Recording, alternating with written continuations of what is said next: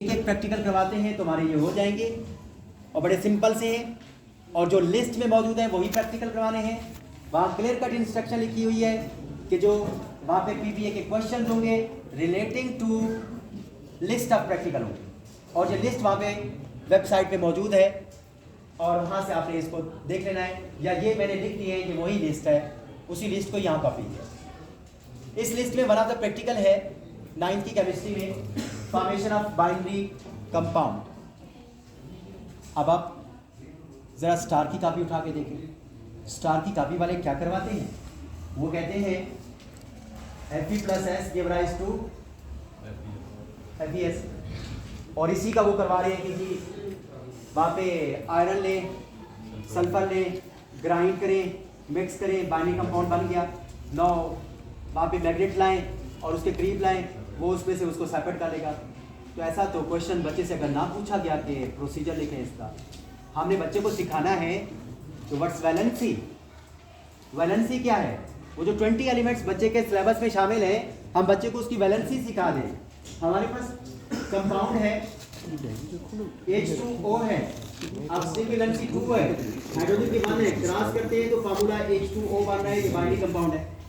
हमने बच्चे को ये सिखाना है कि बाइनरी कंपाउंड कैसे बनता है, कल को उससे एक बाइनरी कंपाउंड बनाने को कहा जाता है। एक given are 2 elements, now synthesise make a binary compound, एक बाइनरी कंपाउंड बनाइए। हम ये तो नहीं कहेंगे जी वो स्टार वाली कॉपी में तो ये लिखा गया था कि iron plus sulphur give rise to iron sulphide, और उसको जी वहाँ यूँ सेपरेट करते हैं यूँ, तो ये चीज़ें भी बच्चे को करवानी है। व्हाट इज़ बाइनरी कंपाउंड, हमने उसकी डेफिनेशन भी करवानी है। ये ना हो कि 1 नंबर की डेफिनेशन पूछ के टीचर चला जाए कि डिफाइन बाइनरी कंपाउंड, कल को दे दे कि जी 2 डिफरेंट एलिमेंट्स दे दे।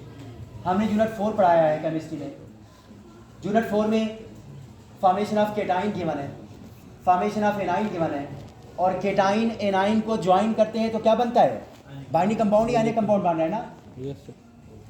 तो यही बाइनरी कंपाउंड ही तो कंसेप्ट है, तो वही वाला हम प्रॉपर थ्योरी सिखा दें, प्रैक्टिकल में वही चीज़ है। कल को वो कह दें कि जी Na&Cl उसके बीच में एक बाइनरी कंपाउंड सिंथेसाइज करें, तो वो बच्चा वही चीज़ करेगा, वो ड्रा करना भी उसको आएगा, वो बनाना भी आएगा।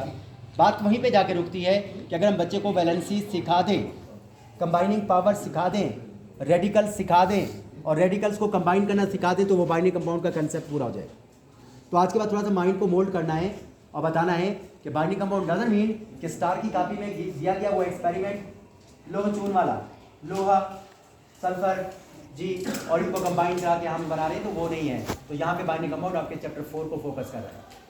केटाइन बनवा दें बच्चे को, थ्योरी का पार्ट है। एनाइन बनवा दें, केटाइन एनाइन को कंबाइन करवा के आप एक बाइनरी कंपाउंड बनाना सिखा दें बच्चे को। या कोवलेंट है, उसमें आप क्या सिखाते हैं बच्चे को, डॉट एंड क्रॉस स्ट्रक्चर। तो वो डॉट एंड क्रॉस स्ट्रक्चर जब सिखाएंगे तो वो भी तो बाइनरी कंपाउंड बन रहे हैं। तो हमने ये चीज़ें बच्चे को करवा देनी है, ये प्रैक्टिकल है, इसमें कॉपी पे फोकस मत करें, किसी एक कॉपी को वहाँ पे ना करें, क्योंकि कॉपी पे कभी देखा है वो जो कॉपी है उसके बाहर लिखा होता है MA BA, लिखने वाला जो ऑथर है वो MA BA होता है, और आप MSc केमिस्ट्री और MPhil केमिस्ट्री वाले उसकी कॉपी वो बेकार होते हैं। हम अंदाज वहाँ पे देखते तक नहीं है कि बाहर MA BA लिखा हुआ है, कॉपी हम उनकी यूज़ करें। कभी देख लीजिएगा कॉपी इसके बाहर लिखा होता है, तो लाहौर के ऑथर ज़्यादातर होते हैं, ज़्यादातर MA BA होते हैं, तो वही कारण लिख रहे होते हैं हमारी कॉपी। दूसरा एक्सपेरिमेंट यहाँ पे है कंडक्टिविटी ऑफ डिफरेंट सॉल्यूशंस। अब कंडक्टिविटी वाला कहाँ से जाके हमें, यूनिट 4 में लास्ट टॉपिक हमने पढ़ाया है, कंडक्टिविटी से रिलेटेड है। वहाँ पे इलेक्ट्रोलाइटिक सेल ड्रा किया गया, वहाँ पे बताया जा रहा है कि केटाइंस कैथोड की तरफ जा रही है, एनाइन एनोड की तरफ जा रही है।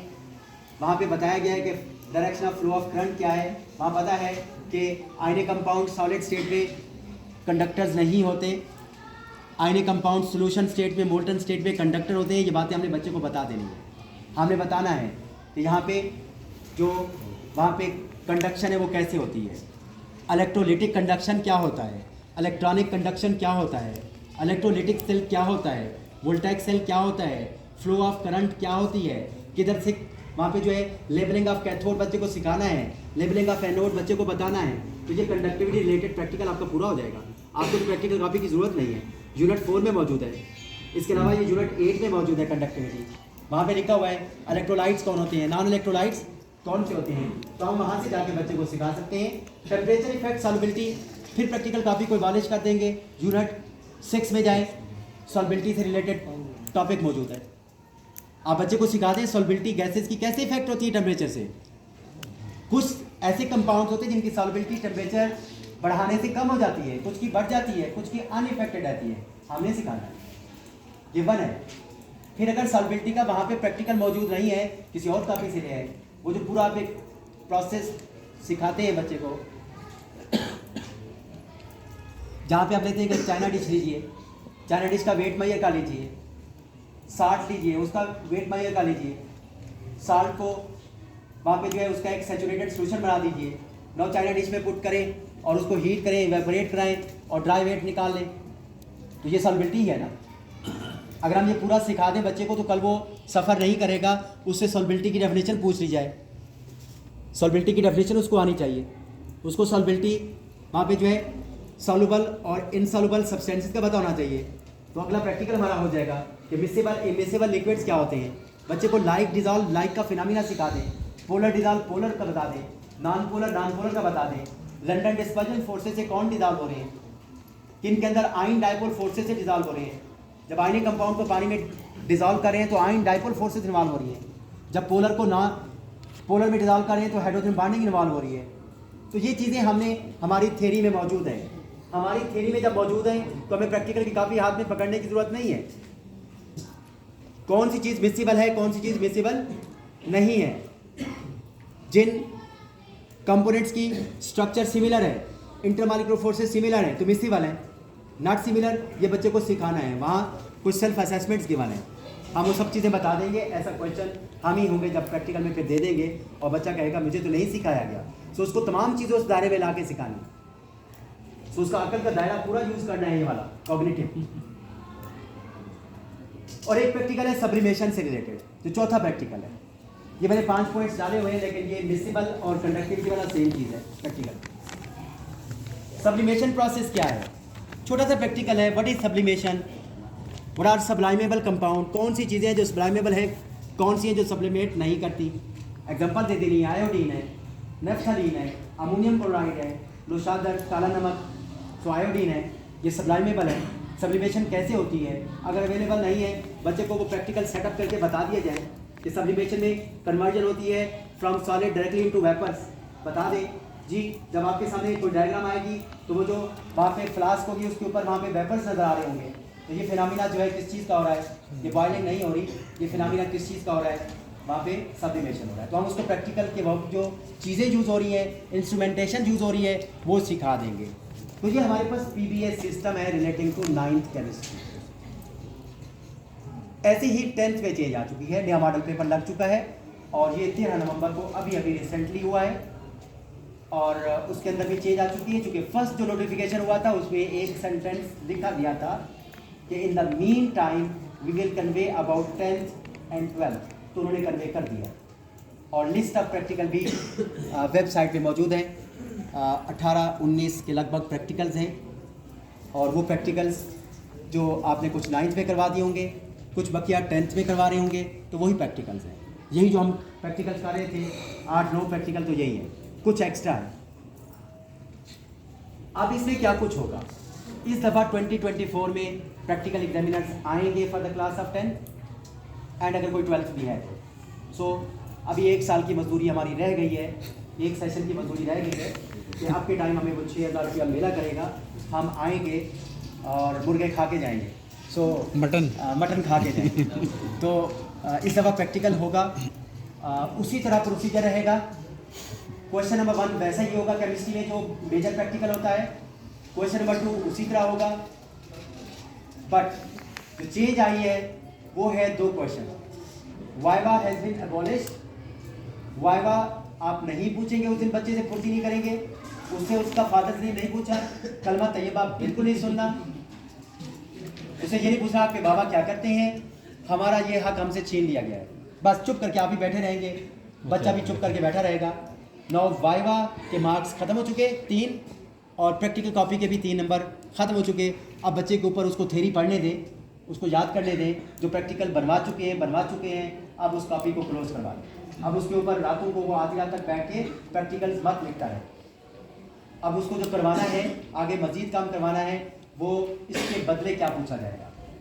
6 नंबर है जो वाइवा और प्रैक्टिकल नोटबुक के बदले 6 मार्क्स के उससे स्ट्रक्चर्ड क्वेश्चन पूछे जाएंगे, और वो structured questions paper setter bound होगा फ्रॉम द गिवन प्रैक्टिकल्स। वो जो 19 प्रैक्टिकल होंगे उसी में से स्ट्रक्चर्ड मीन्स ये वाले क्वेश्चन इस टाइप। ये जो अभी आपको सिखा रहा था ऐसे क्वेश्चन उसको भी सिखा देने बच्चे को 19 प्रैक्टिकल से रिलेटेड। स्ट्रक्चर्ड क्वेश्चंस कितने होंगे? स्ट्रक्चर्ड क्वेश्चंस टोटल वहां पे उसको दिए जाएंगे, ये क्वेश्चन नंबर 5 और 6 के बदले है। इसमें बच्चे को 1 to 4 दिए जाएंगे, 4 क्वेश्चन दिए जाएंगे और एक की चॉइस होगी। 4 क्वेश्चंस ये प्रैक्टिकल पेपर के अंदर वहाँ पे प्रिंटेड आएंगे। इस दफ़ा प्रैक्टिकल पेपर आएगा।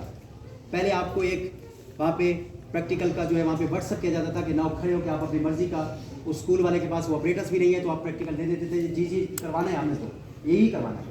तो अब वो प्रैक्टिकल पेपर बन के आएगा और स्ट्रक्चर्ड क्वेश्चन पहले से आएंगे, क्योंकि हम उस दिन भी स्ट्रक्चर्ड क्वेश्चन में बच्चे से कहेंगे राइट अ नोट ऑन सॉल्बिलिटी। अब उस्ताद है ना, हम उस दिन भी उससे बदला लेंगे। तो वो क्वेश्चन बोर्ड की तरफ से ही आएंगे, स्ट्रक्चर्ड क्वेश्चंस आएंगे, 4 होंगे, बच्चा उनमें से 3 करेगा। तो ये जो 6 मार्क्स का वो पोर्शन है ये चेंज आ चुकी है। ये चेंज फिजिक्स में भी है, ये चेंज कंप्यूटर में भी है, ये चेंज बायोलॉजी, ये चेंज 10th में भी है, ये चेंज 12th में भी है। आपके हो सकते हैं कॉलेज को 12th में। तो अब ये चीज़ नई आ चुकी है कि वाइवा और प्रैक्टिकल नोटबुक के बदले स्ट्रक्चर्ड। अब टीचर्स परेशान हो रही हैं ये स्ट्रक्चर्ड क्वेश्चंस क्या होंगे, तो बता चुका हूँ ऐसे ही क्वेश्चन जो प्रैक्टिकल के अंदर से लिए जाएंगे, प्रैक्टिकल के बीच में से लिए जाएंगे। कोई वहाँ पे डाटा दे दिया जाएगा, आगे कैलकुलेशंस करवा दी जाएंगी, कोई डेफिनेशन पूछ ली जाएगी। तो ये 2 मार्क्स के क्वेश्चन होंगे। As an example federal board की वेबसाइट पे इसके मॉडल पेपर्स मौजूद हैं। तो ये PBS सिस्टम है, इससे रिलेटेड कोई क्वेरी, कोई क्वेश्चन जो PBS से रिलेटेड हो और कन्फ्यूजन हो,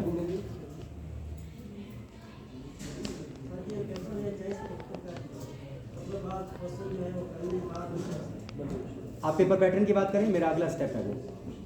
मैं इस वक्त PBA पे क्लोज कर रहा हूँ कि प्रैक्टिकल बेस्ड असेसमेंट से रिलेटेड अगर